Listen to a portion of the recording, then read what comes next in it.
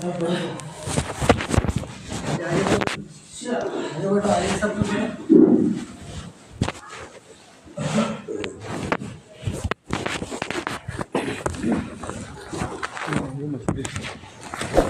ساتھی جو ساتھی سنتوں سے فارغ ہو چکے ہیں وہ یہ سب کو مکمل کر لیجیے.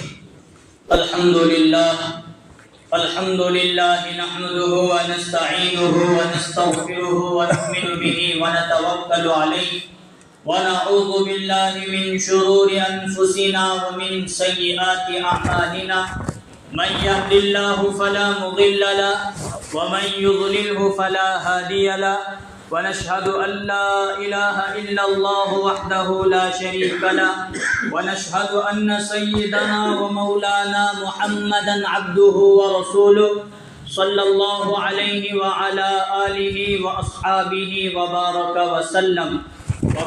وسلم تسليما كثيرا كثيرا.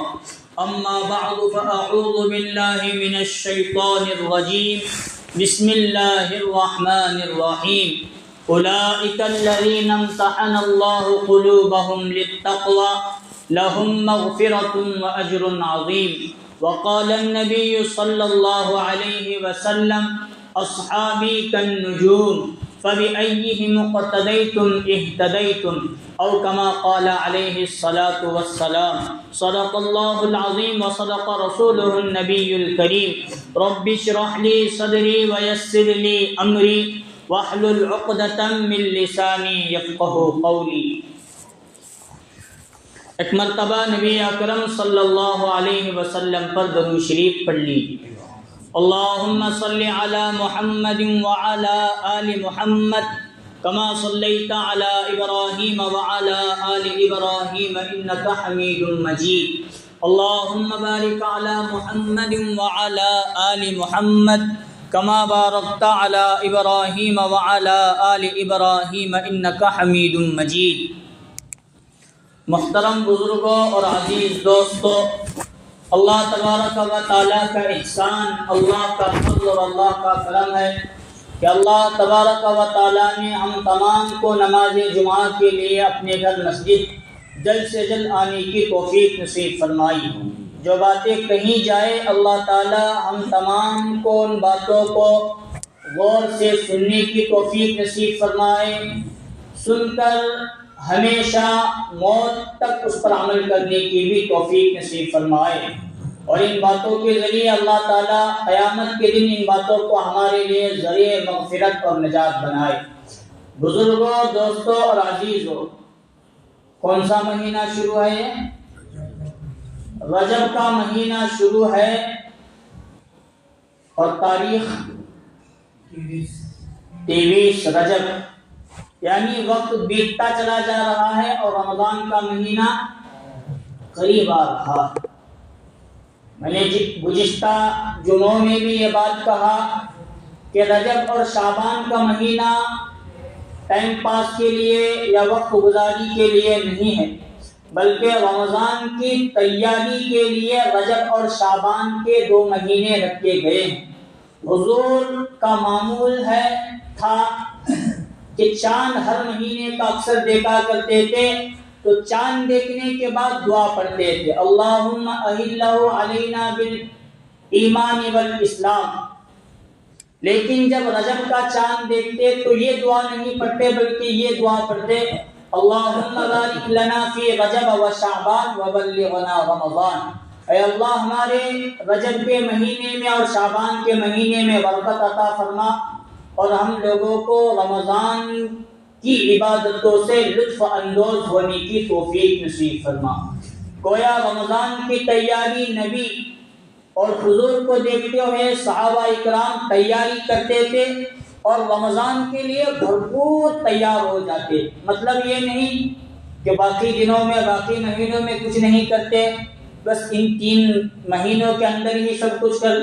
حالانکہ حضور کے اور صحابہ کا دن بھی اور رات بھی رمضان کی طرح اور تراویح اور قرآن ہی میں گزرا کرتا تھا. عبادتوں کے اندر اللہ کے احکامات کو پھیلانے، پہنچانے اور عمل کرنے میں صحابہ اور حضور صلی اللہ علیہ وسلم کی زندگی کی. لیکن یہ امت کو بتانے کے لیے چلو کچھ اور مہینوں میں عبادتوں کے تعلق سے سستی کاہلی غفلت ہو جائے، لیکن رمضان کی تیاری 2 مہینوں سے پہلے کریں گے تو انشاءاللہ رمضان کے معاملے میں ذرہ برابر کوتاہی غلطی نہیں ہوگی۔ جب یہ اتنے مبارک قیمتی دن ہیں تو ان دنوں میں، ان مہینوں میں خاص طور پر ہم لوگوں کو گناہوں سے بچتے ہوئے عبادتوں کے اندر گزارنے کی کوشش کرنی چاہیے، اور اپنی محنت کے ذریعے ان مہینوں میں زیادہ سے زیادہ وقت اللہ کے لیے، اللہ کو راضی کرنے کے لیے نکالنے کی ضرورت ہے۔ لیکن پورے سال کا تجزیہ اور پورے سال کا جائزہ لیں، پورے سال کے ہر مہینے کو اپنے سامنے رکھے تو ان رجب میں اور شعبان کے مہینے میں ہم بدعات اور خرافات کو کرتے ہی رہتے ہیں۔ کیا کرتے ہیں؟ حالانکہ سنت واضح، اللہ کے احکامات واضح، لیکن ان مہینوں میں جو مہینے خاص طور پر عبادت کے ہیں اس میں بدعات چھوڑنے کا نام ہم افراد، ہم لوگ لینے کے لیے تیار ہیں، اور اسی کو دین سمجھ کر اس پر کر رہے ہیں۔ کیا تاریخ ہے بولا ابھی آپ نے؟ رجب کی 23، اور گزشتہ کیا تاریخ گزری؟ کل جمعرات 22 رجب، جی کل گزشتہ جمعرات 22 گزری کے 24 کل آنے والے ہیں 24۔ تو 22 رجب کو مجھے بھی معلوم ہے اور آپ لوگوں کو معلوم ہے، ایک چیز کو عبادت سمجھ کر امت کے کئی افراد، مرد تو مرد، مستورات بھی اس پر عمل کر رہی ہیں اور اس کو کیا سمجھ رہی ہیں؟ کیا اشارہ سمجھے میری بات؟ کیا نہیں کھل کر بولے ہونا؟ ہاں، رجب کے 22 رجب کے کنڈے، کنڈا کو تو کیا، میں بھی یہی تحقیق کرے، کنڈا کو تو کیا وہ مجھے کتابوں کے ذریعے یا علماء کے بیان کا ملا نہیں۔ اس کے بعد ذرا میں اپنے بچپنی کی طرف اور پہلے اپنے زمانے کی طرف گیا تو ہمارے گھر میں بھی تھے، شاید آپ لوگوں کے گھروں میں بھی ہوں گے، ایک وہ کھیر کھانے کے واسطے کٹورا رہتا تھا ماٹی کا، صحیح؟ تو وہ ایک کسی گھر کے کنارے میں رکھا جاتا تھا اور اس کا نام ہی تھا کنڈا، اور وہاں یہ 3 دنوں کے لیے خاص وہ کنڈے نکالتے تھے، باقی نہیں۔ اور اس کا طریقہ کیا؟ رجب 22 رجب آئی تو نکالنے کا، عید الفطر اور عید الاضحیٰ، تو اس برتن کے اندر، اس پیالے کے اندر کھیر کھائے تو کھیر کے اندر بڑا لطف آتا۔ وہ کنڈا سمجھے ابھی؟ مجھے جہاں تک یاد ہے اسے کنڈا ہی کہتے تھے، مٹی کا کنڈا ایسا نام تھا۔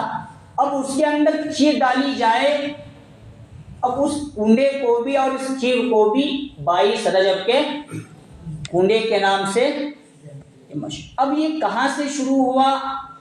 ہم کر رہے ہیں تو صحیح کر رہے ہیں یا غلط کر رہے ہیں، اور کرنا صحیح ہے یا غلط انشاءاللہ۔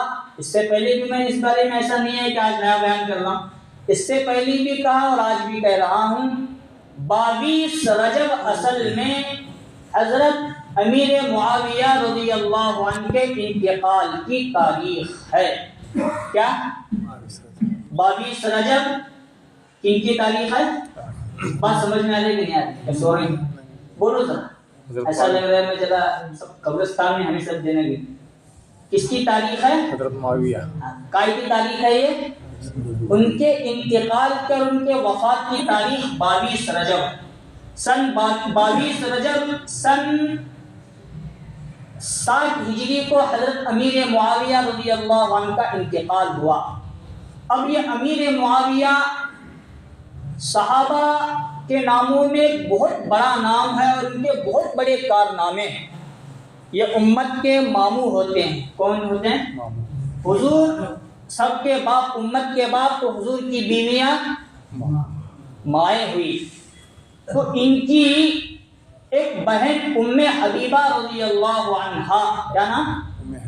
یہ حضور صلی اللہ علیہ وسلم کے نکاح میں تھی، تو حضور باپ، ام حبیبہ ماں، تو امیر معاویہ کون؟ ماموں۔ اور یہ امیر معاویہ رضی اللہ عنہ اتنے بڑے صحابی ہیں کہ حضور نے کچھ صحابہ کو وحی نازل ہوتی تھی تو اس کے لکھنے پر مقرر کر رکھا تھا۔ حضرت امیر معاویہ کا شمار بھی ان صحابہ میں ہوتا ہے جو وحی کے اترنے کے بعد وحی کو لکھا کرتے تھے، اتنے بڑے صحابی۔ اور ان کے کارنامے تو یہ، جہاں حضرت عمر رضی اللہ عنہ نے دین کے پھیلانے کو چھوڑا 22 مربع لاکھ یعنی قومی دنیا، اس کام کو حضرت عثمان غنی رضی اللہ عنہ نے آگے شروع کیا۔ حضرت عثمان غنی رضی اللہ عنہ کے انتقال کے بعد یہ تینوں صحابہ کے منہج کو، طریقے کو، نہج کو حضرت علی رضی اللہ عنہ نے لیا، اور دوسری طرف حضرت امیر معاویہ رضی اللہ عنہ نے لیا، اور دنیا کے چپے چپے اور کونے کونے تک ان دونوں حضرات نے اسلام کے ڈنکے کو پھیلایا اور اسلام کے پرچم کو پھیلایا۔ اس کا نام آ رہا ہے حضرت علی کے ساتھ حضرت، مطلب ان کے بہت بڑے کارنامے ہیں، یہ بہت بڑے صحابی۔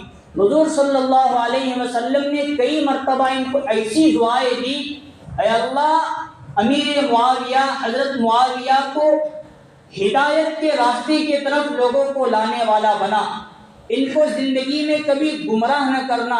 ان کے لیے حضور نے یہ دعا کی، اے اللہ امیر معاویہ رضی اللہ عنہ کو علم عطا فرما، علم عطا فرما، قرآن کی دولت سے مالا مال فرمایا۔ صحابہ کی تاریخ اور صحابہ کی زندگیوں میں دیکھتے ہیں کچھ ہی ایسے صحابہ ہیں جن کا مستقل نام لے کر حضور نے ان کے سامنے ان کے لیے دعا کی یا دعا دی۔ انہی میں سے کن کا نام؟ حضرت امیر معاویہ رضی اللہ عنہ، بہت بڑے صحابی۔ عراق تک حضرت امیر معاویہ نے دین پھیلایا۔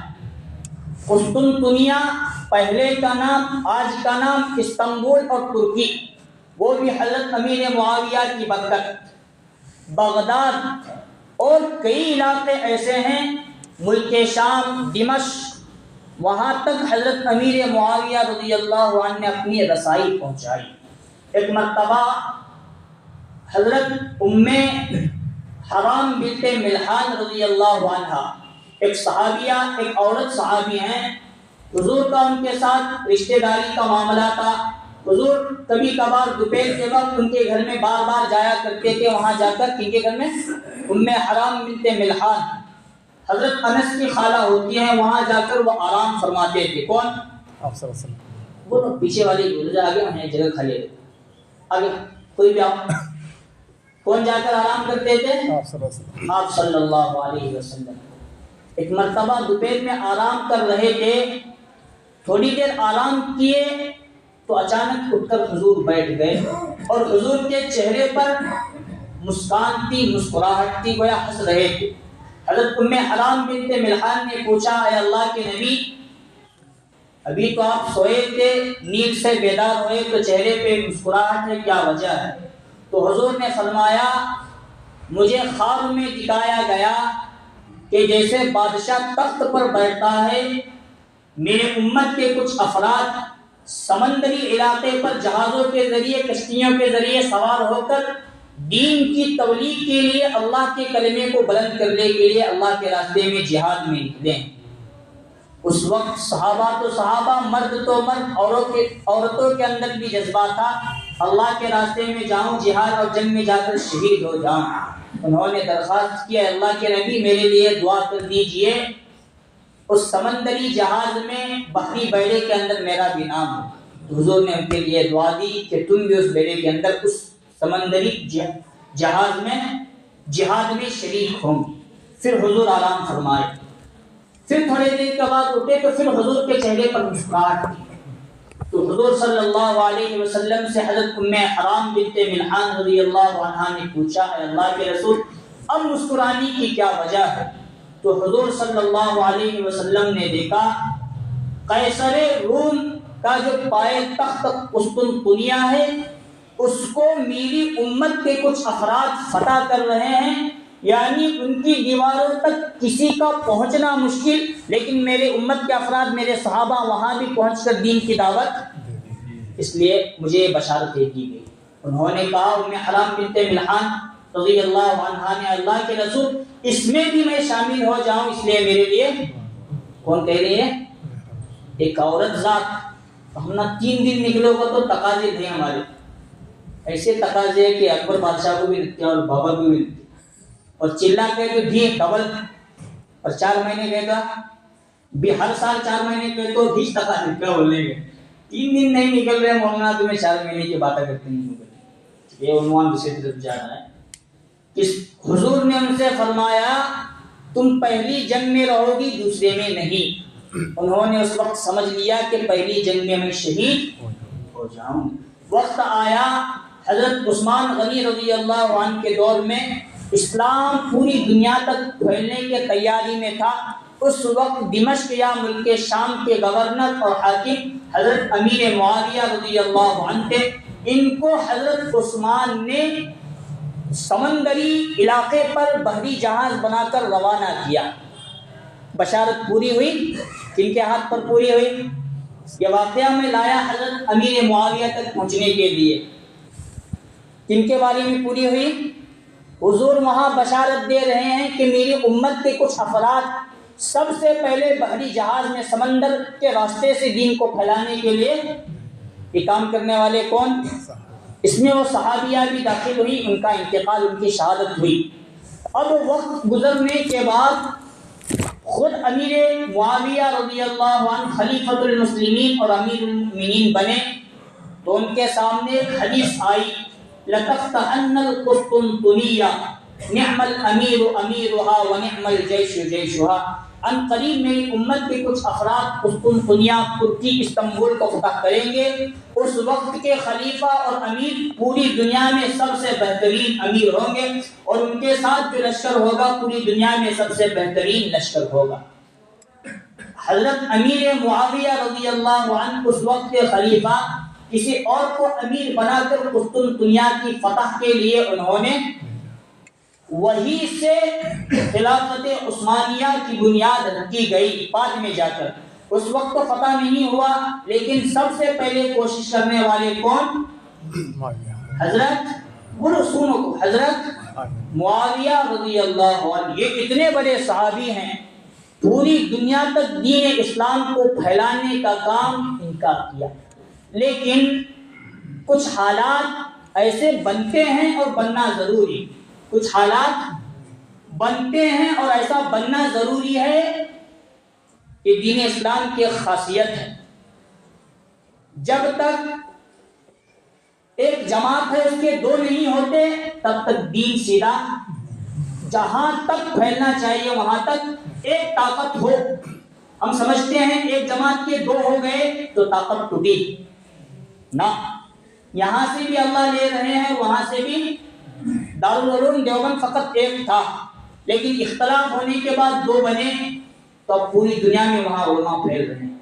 مذاہب العلوم سہارنپور حضرت شیخ زکریا نور اللہ مرقدہ کی زندگی میں ایک تھا لیکن ان کے انتقال کے بعد 2 مدرسے بنے. بولو ہاں، وہاں کے علماء پوری دنیا میں پھیلے. اب دعوت کی بھی سمجھے شرط، دعوت و تبلیغ کے 2 بنے تو ہمیں ہاں چالو گھسے. اس کا غلط ہمارا صحیح، ہمارا غلط اس کا صحیح، ہمارا صحیح اس کا. اس میں کب سے ہوئے تب سے ابھی تک یہ بم ماری ہماری شروع ہے. کون نہ سمجھ رہے نہ سن رہے نہ ماننے کو دیتے. ابھی کیا کرا وہ بیانات کرتے کرتے اٹھا ہونے لگے کہ آدھا گھنٹہ بھی بس نہیں آتے. باتیں دوسری طرف ٹھکی تو دوسری طرف وقت پر ختم انشاءاللہ کرتا ہوں. صحابہ کی زندگی میں جب حضرت عثمان رضی اللہ عنہ کا انتقال ہوا، ان کی شہادت ہوئی تو ایک طرف خلافت کو حضرت امیر معاویہ نے سنبھالا تو دوسری طرف حضرت علی رضی اللہ عنہ نے صحابہ سنبھالا. اب صحابہ 2 طرف منتقل ہوئے، ایک طرف بھی صحابہ دوسرے طرف بھی صحابہ ہو گئے. اب یہود و نصارہ اور منافقین نے آپس میں صحابہ کو لڑانے میں بڑی ایڑی چوٹی کا زور لگایا اور تھوڑا بہت اس میں کامیاب بھی ہو گئے تو ایک دوسرے کو آپس میں دشمن مانا جاتا تھا. حضرت علی حضرت امیر معاویہ کے دشمن، امیر معاویہ کن کے دشمن؟ حالانکہ دونوں بھائی تھے، دونوں کا رشتہ بہت قریب کا تھا، دشمن نہیں تھے. امت کے سامنے بات لائی گئی کہ دونوں صحابہ یا کوئی صحابہ آپس میں دشمن. اختلاف کا حق ہر ایک کو رہتا ہے اور کرنا ضروری ہوتا ہے. تو اختلاف ہوا وہاں سے جنگیں ہوتی رہی اور وہاں سے بھی دین الحمدللہ پھیلتا رہا. حضرت علی کو اس زمانے میں جو صحابہ مانتے تھے، صحابہ کے ساتھ منافقین بھی مانا کرتے تھے، اور انہی منافقین نے اپنا ایک گروہ بنایا جس کو شیعہ کہتے ہیں. اور وہ شیعہ ہمیشہ حضرت امیر معاویہ رضی اللہ عنہ کے کٹر دشمن رہے. وہ اسی انتقال میں رہتے تھے کہ کب امیر معاویہ کو ہم شہید کر دیں یا کسی طرح ان کا انتقال ہو جائے یا قتل ہو. اسی فراق میں رہتے تھے. انتقال بھی ہوا. کیا تاریخ میں نے بتایا آپ کو؟ حضرت 22 رجب سن 60 ہجری کو امیر معاویہ کا انتقال ہوا. اب ان کو جشن منانے کا اور خوشی منانے کا موقع ملا. ان کو شیعہ لوگوں کو جو حضرت علی کو اپنا خدا، اپنا نبی، اپنا رسول سب کچھ مانتے تھے، اور دشمن کن کو مانتے تھے؟ اب ان کو موقع ملا. حضرت امیر معاویہ کا انتقال ہوا جو علی کے دشمن تھے، ان کے اعتبار سے ہمارے دشمن تھے. اب ان کے انتقال کی خوشی اور جشن ہم ہمیشہ مناتے رہیں گے. اس زمانے میں شیعہ بہت کم تھے. رات میں انہوں نے یہ کیا کہ کھیر بنائی، مٹھائی بنائی، اور اپنے اعتبار سے وہ فونوں میں رکھ کر، یا اس زمانے میں جو رواج تھا، ایک دوسرے کو دیتے تھے. لوگ کھاؤ، امیر معاویہ کا انتقال ہوا، خوشی مناؤ. وہ بات پھیلتے پھیلتے کہاں ہی ایک سمجھ لگ گئی، اور ایک سمجھ میں ہے ابھی. اہل سنت والجماعت میں وہ چیز داخل ہوئی، اور کئی چیزیں اہل سنت والجماعت یعنی ہم لوگوں میں اہل شیعہ سے آیا ہے. جیسے محرم کا ماتم منانا، یہ شیعہ لوگوں کا کام، لیکن ہم کرتے ہیں کچھ لوگ. ایسے بہت ساری باتیں ہیں. تو یہ چیز بھی وہاں داخل ہے. میں عنوان کو بس سمیٹتا ہوں. اب ہم میں بھی حق بولنے والے علماء بھی ہیں، اور اپنے پیٹ کے لیے کھیر کھانے والے. اب یوٹیوب پر ماریں گے تو کئی علماء کے بیانات آ جائیں گے. 22 رجب کے کنڈوں کی حقیقت کیا؟ تو اس میں علماء دیوبند جو ایسے مسلک اہل حدیث، یہ علماء سختی کے ساتھ منع کرتے ہیں. لیکن ایک خاص سر طبقہ میں نام نہیں لوں گا، وہ اتنی فضیلت سناتے ہیں، اتنی فضیلت سناتے، اتنی فضیلت سناتے کہ رمضان المبارک کے مہینے کی اور قربانی کی بھی فضیلت میں وقت نہیں سناتے. کیا ہمیں اسے بند کروائے تو ہمارا پیٹ، ہماری دکان چلو دے. کھیر کھانے کی کیا، فاتحہ نیاز کے نام پر صحابہ کو پہنچنے بھی نہیں، کیا معلوم اولیاء پر پہنچتی بھی نہیں، بس ہمارے پیٹ تک ویسے بھی ہیں. تو اب وہ علماء یہ کہتے ہیں کہ چلو تمہاری بات یہ کہ شیعہ کی طرف سے آئی، لیکن ہم حضرت امیر معاویہ کی خوشی میں نہیں مناتے. ہم حضرت امام جعفر صادق رحمۃ اللہ علیہ کے انتقال پر ان کی نیاز اور فاتحہ کرتے ہیں. حضرت امیر معاویہ کی انتقال کی خوشی میں یا غم میں ہم فاتحہ اور 22 رجب کے کنڈے. 22 بات سمجھی اصل میں کس کا کہاں سے کنیکشن ہے، سمجھو. چلو ٹھیک ہے. حالانکہ حضرت امام جعفر صادق رضی رحمۃ اللہ علیہ نہ پیدا 22 رجب کو ہوئے، نہ انتقال ان کا رمضان میں پیدا ہوئے، شوال میں ان کا انتقال ہوا. کچھ بھی یہاں چاہیے. دوسرا جواب وہ لوگ یہ دیتے ہیں کچھ علماء کہ چلو انہیں پیدا بھی نہیں ہوئے، انتقال بھی نہیں ہوئے، لیکن امیر معاویہ کا تو انتقال 22 رجب کو ہوئے، تو ان کے نام سے ہم فاتحہ کرتے ہیں، نیاز، نذر و نیاز دلاتے ہیں تاکہ اس کا ثواب پہنچے. یہ سب بھی جہالت کی بات ہے. چلو تمہیں ثواب پہنچانا ہی ہے تو پورا قرآن 22 رجب کو پڑھو اور حضرت امیر معاویہ کے نام سے پہنچاؤ. وہ نہیں، پسینے چھوٹنے پورا قرآن پڑھے. ان کے نام سے کچھ صدقہ نکالو، وہ نہیں. کھیر کھاؤ، کھیر کھلاؤ. جیسے 15 شعبان کو ہے تو کیا کرتے ہیں اس وقت؟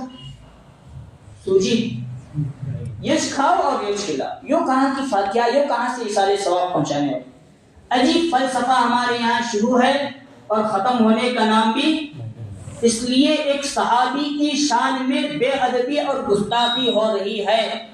چلو مان بھی لیتے ہیں تھوڑی دیر کے لیے اس صحابی کے لیے نذر و نیاز یا اشارے ثواب کر رہے ہیں تو کرو، قرآن پڑھو، ان کے نام سے اس وقت روزہ رکھو، ان کے نام سے صدقہ نکالو. ان کے نام سے سورہ یاسین پڑھو، ان کے نام سے کچھ بچوں کو کھلاؤ جو قرآن پڑھتے ہو، تب جا کر حضرت امیر معاویہ تک اس کا ثواب نہیں، پکانے والی بھی ہمیش، کھانے والی بھی ہمیش، تو ثواب صحابی تک نہ پہنچنے والا، نہ امام جعفر صادق تک پہنچنے والا۔ اس لیے اس معاملے میں ہم لوگوں سے صحابی اور صحابہ کے معاملے میں بے ادبی ہو رہی ہے، اور اہل سنت والجماعت پہلے اتنے چوکنا رہا کرتے تھے، صحابی کی شان میں ہمارے تعلق سے ذرہ برابر بھی گستاخی ہو جائے یہ ہم اہل سنت والجماعت کو منظور نہیں تھا، برداشت نہیں ہوتا تھا۔ لیکن اس مسئلے میں ابھی، اور کمال کی بات دعوت و تبلیغ اس معاملے میں بڑی احتیاط تھی، 2 کتابیں لکھ کر ہمارے سامنے صحابہ کی سیرت رکھ کر گئی تھی، لیکن ابھی بھی ان کے بھی تھوڑے بہت قدم ابھی ڈگمگا رہے ہیں۔ صحابہ کی غلطیاں کا ممبر و محراب سے اب ہمارے دعوت کے ساتھی بھی اٹھا رہے ہیں، حالانکہ اسے سمجھ میں بات نہیں آ رہی، سمجھانے کی شاید کسی اور طریقے سے ہمیں بھی ضرورت پڑنے لگی۔ صحابہ نے غلطیاں ہوئی ہیں ان سے، لیکن امت کے لیے راہ ہموار کرنے کے لیے اللہ نے غلطیاں کروائی۔ انبیاء سے غلطی ذرہ برابر نہیں ہوتی، صحابہ سے ہوتی، لیکن اللہ نے کروائی۔ اب ان غلطیوں کو لے کر، ان خطاؤں کو لے کر بیان کرنا، پھر اس سے اپنا بھٹا بننا، یہ ہمارے لیے ذرہ برابر بھی ٹھیک۔ ان کا ہوا چھوڑو، صحابہ کی اچھی صفتیں اتنے بیان کرنے کے لیے ہیں، پورا قرآن صحابہ کی سیرت اور صحابہ کی زندگیوں سے بھرا ہوا، پوری بخاری اور مسلم بھری ہوئی ہے، اسے بیان کرو، غلطیاں بیان کرنے کی کیا ضرورت؟ سمجھے بھائی؟ مجھے تو اٹھاؤ ذرا۔ 22 رجب کن کی شان میں بے ادبی ہو رہی ہے؟ حضرت امیر معاویہ رضی اللہ۔ چل صحابہ کے نام سے پہنچاؤ مستحقین تک اپنا مال، تاکہ صحابہ تک اس کا۔ اب سب سے زیادہ مستحق مجھے کون لگ رہے ہیں؟ فلسطین اور اہل غزہ۔ کئی لوگ گزشتہ رمضان میں سوال بھی کیے تھے، مولانا وہاں تک کچھ رقم پہنچائی جا سکتی ہے تو ذرا تحقیق کرو۔ اب یا جماعت کی شکل میں یا اپنا انفرادی ہو تو فلسطین تک اپنی مدد پہنچانے، صحابہ کی نیت کر کے یا بزرگان دین وہاں تک پہنچانے کی کوشش۔ وہ حیدرآباد کے دو اللہ کے نیک بندے انہیں پہنچا رہے ہیں، اور ان کے ٹرکا ہندوستان کے نام سے، انڈیا کے نام سے پہنچ رہی ہے، مدد ابھی فی الحال پہنچ رہی ہے۔ تو شاید میرے اعتبار سے انشاءاللہ میں بھی تھوڑا تحقیق کرتا ہوں جمعیت کے تعلق سے، پہنچانے کا کوئی نظام بن سکتا ہے، یہ پہنچاؤ تاکہ صحابہ کو بھی پہنچے، اور مدد جہاں تک ہمیں پہنچانے کی ضرورت ہے وہاں پہنچے۔ اولیاء کی نیت کرو، وہاں تک پہنچاؤ، تاکہ صحابہ، اولیاء، تابعین، تبع تابعین، غوث و قطب ابدال کو بھی اس کا ثواب۔ یہ سارے ثواب کرنے سے کسی کو شک و شبہ نہیں، لیکن جس راستے سے ہم غلط طریقے پر کر رہے ہیں اس پر پابندی لگنا اپنے اعتبار سے ہمارے لیے بہت ضروری، کیونکہ صحابہ کی بے ادبی قرآن اور حدیث کی بے ادبی۔ حضور فرماتے ہیں اصحابی کالنجوم فبأیہم اقتدیتم اہتدیتم، میرے صحابہ تمام کے تمام ستاروں کے مانند ہیں، جن کی بھی اتباع کرو گے راہ راست پر پہنچاؤ گے۔ اللہ اللہ فی اصحابی لا تتخذوہم غرضا من بعدی، اللہ سے ہمیشہ ڈرتے رہنا میرے صحابہ کے بارے میں، میرے انتقال کے بعد صحابہ کے بارے میں ذرہ برابر بھی گالیاں کا نشانہ ہم کو نہ بنانا۔ فمن احبہم فبحبی احبہم، جو صحابہ سے محبت کرتا ہے وہ مجھ سے محبت ہونے کی بنا پر صحابہ سے محبت کرتا ہے۔ ومن ابغضہم فببغضی ابغضہم، جو صحابہ سے دشمنی رکھتا ہے وہ مجھ سے دشمنی ہونے کی وجہ سے صحابہ سے۔ گویا 22 رجب کو امیر معاویہ کی شان میں ذرہ برابر کی بے ادبی کرنا کن کی بے ادبی؟ آپ صلی اللہ علیہ وسلم کی بے ادبی۔ اس لیے ہمارے دادا دادی نانا نانی کرتے تھے، پورا دن شاید اس طرح پہنچنا تھا، نہیں پہنچا، لیکن اب مدارس ہیں، علماء ہیں، دعوت و تبلیغ کے راستے سے پہنچ چکا ہے، کرتے ہیں تو مکمل طور پر سچی پکی توبہ ہم تمام کو کرنے کی ضرورت ہے۔ اللہ تعالیٰ سے دعا ہے اللہ تبارک و تعالیٰ رجب کے شعبان کے تعلق سے تمام بدعات خرافات کو چھوڑ کر ان مہینوں کو رمضان کی تیاری میں لگانے کی توفیق نصیب فرمائے، آمین۔ وآخر دعوانا الحمدللہ رب العالمین۔